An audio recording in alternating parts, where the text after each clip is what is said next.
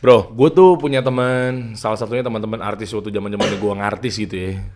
Salah satunya mungkin sahabat kita kayak misalnya waktu itu di berita juga rame Ruben Onsu, ya kan macem-macem ya. Teman-teman lama gue yang mereka udah bagus banget cara jualannya gitu ya. Wah, nah sampai-sampai di titik mereka udah bagus jualan atas izin Allah gitu. Ujung-ujungnya dituntut lah sama yang punya merek yang katanya sama. Oh, ini kaitan nama merek nih. Sama merek, ya kan? Karena memang mereka nanya, oke Der, ini gini nih, oke gimana cara copywriting, gimana cara ngiklan biar nggak boncos segala macam udah gue kasih tahu tuh. Mereka mandiri. Ujung-ujungnya balik lagi ke gue dalam arti bukan gue pikir dia mau nanya seputar marketing, cara jualan. Ujung-ujungnya, Der gimana ya, lo ada orang legal nggak ya? Ya telat. Ujung-ujungnya dia ngadu bukan masalah ngiklannya, tapi gara-gara gimana ya, gue udah jalan nih. Branding gue begini nih, udah cakep banget nih. Konversi penjualan tuh udah alhamdulillah omsetnya. Lah, ya udah terus gimana? Pas gue daftarin nggak bisa. Iya. Itu kenapa sih orang-orang pada kayak gitu? Males kah? Gitu, daftarin apakah memang sulit kah? Apakah memang bodo amat ya jalan dulu aja? Ya. Kan penyakitnya begitu tuh. Nah, itu kenapa sih? Emang ini banyak banget kayak begini. Ini biasanya kalau yang sepengalaman kita temuin ya. Iya. Gue temuin udah bertahun-tahun handle urusan legal terkait merek segala macam. Itu permasalahan satu biasanya mereka nggak tahu. Artinya nggak tahu, nggak punya knowledge-nya tentang daftarin segala macam. Oke. Atau yang kedua juga biasanya mengenyampingkan urusan legal. Oke. Menundain deh gitu. Oke. Tapi memang mahal? Enggak. Terkadang yang murah pun, tapi kalau nggak tahu ilmunya buat apa ya? Buat apa gitu. Nah, biasanya mereka baru akhirnya aware biasanya kalau lihat ada kasus. Entah itu menimpa dia sendiri atau menimpa orang lain. Nah ini, manusia begitu fitrahnya. Kalau misalnya gue ibaratin, permasalahan hukum itu sama kayak orang sakit. Oh gimana nih? Dia nggak jaga stamina dulu, tapi tunggu sakit baru minum obat. Begitu udah sakit, Baru cari dokter. bener. Sama tuh kayak branding juga gitu tuh. Iya. Iya kan? Ketika udah lo spend keluar jutaan rupiah, kemarin ada yang komen tuh di postingan gua. Wah gila bang, gue juga sama nih ngerasain nih. Udah habis 1,7 awal-awal. Sekali iklan udah 1,7. Buat ngiklan doang 1,7 pertama kalinya dia. Udah berjalan dia berbulan-bulan nggak ada ngefek apa-apa. Nah. Giliran gitu baru cari marketer. Gimana nih? Benahin nih, telat. Duit udah keluar banyak, endorse sana, bayar selebgram sini. Padahal lu nggak perlu bayar yang gede-gede, cukup ratusan ribu aja iklannya. Atau bahkan puluhan ribu, tapi ketika lu tahu gimana Strateginya caranya. tahu, ilmunya tahu, bisa efektif ya? Bisa efektif. Sama, ini sebenarnya juga gitu. Dari awal udah tahu konsepnya, tahu ilmunya, ini efektif banget dan mudah banget. Yang sering kejadian adalah mereka terlalu fokus sama bikin brandnya yang harus keren namanya. Unik. Ada filosofi, ada ceritanya. Desain logonya fokus, habis itu udah dikaitin sama produknya, warnanya mesti matching segala macam. Udah nih, mereka jualan. Berjalan sehari, sebulan, setahun, kadang udah ada yang sampai bertahun-tahun.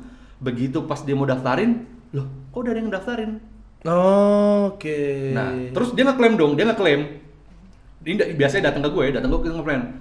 Nih saya ini usaha udah 5 tahun misalnya. Aduh. Usaha udah 5 tahun.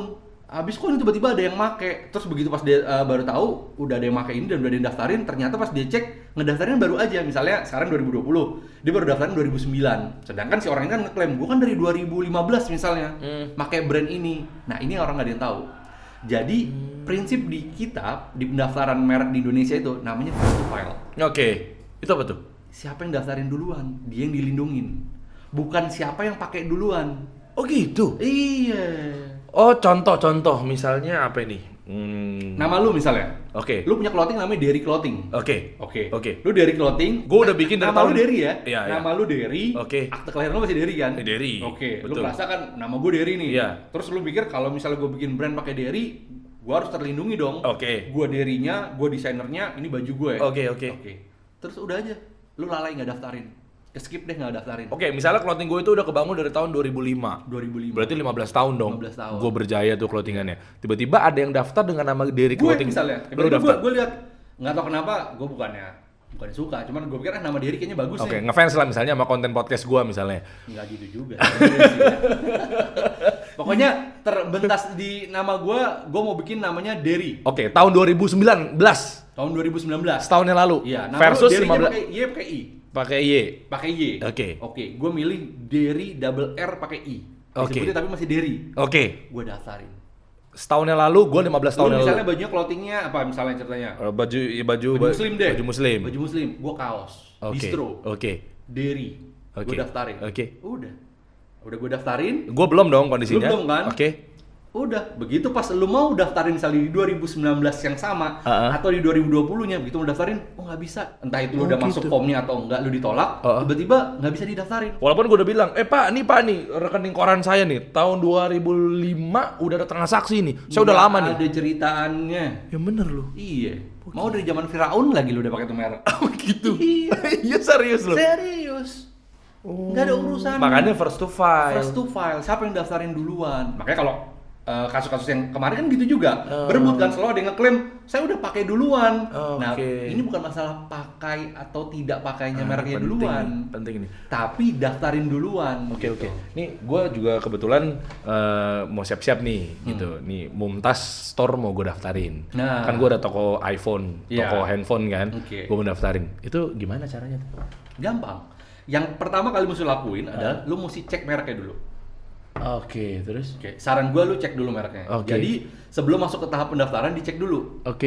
Ini merek Mumtaz nih udah ada yang pakai nggak? Misalnya lu fokus di online. Jadi di merek tuh ada yang namanya klasifikasi kelas, bro. Jadi merek itu dibagi dua, ada produk barang dan jasa. Gitu. Barang beda, ada kategorinya, jasa beda. Misalnya lu mau fokusnya di jualan handphone online. Itu ada kelasnya namanya toko retail online atau offline. Itu kelasnya tersendiri. Gua offline dan online. Itu berarti satu kelas tuh kebetulan. Kelas klasifikasinya. Nanti dicek tuh di kelas itu, si merek Mumtaz ini udah ada belum di kelas itu. Belum ada, lu bisa daftarin. Kalau emang udah ada ya lu nggak bisa daftarin. Lu mesti cari nama. Nah, makanya lebih baik ngecek merek itu sebelum lu jalanin usahanya. Nah, ini pas banget ya. Berarti bisa nggak kira-kira kalau gue pengen minta tolong elu untuk ngedaftarin gitu bisa? Bukan bisa lagi, pakai banget. Gimana caranya nih?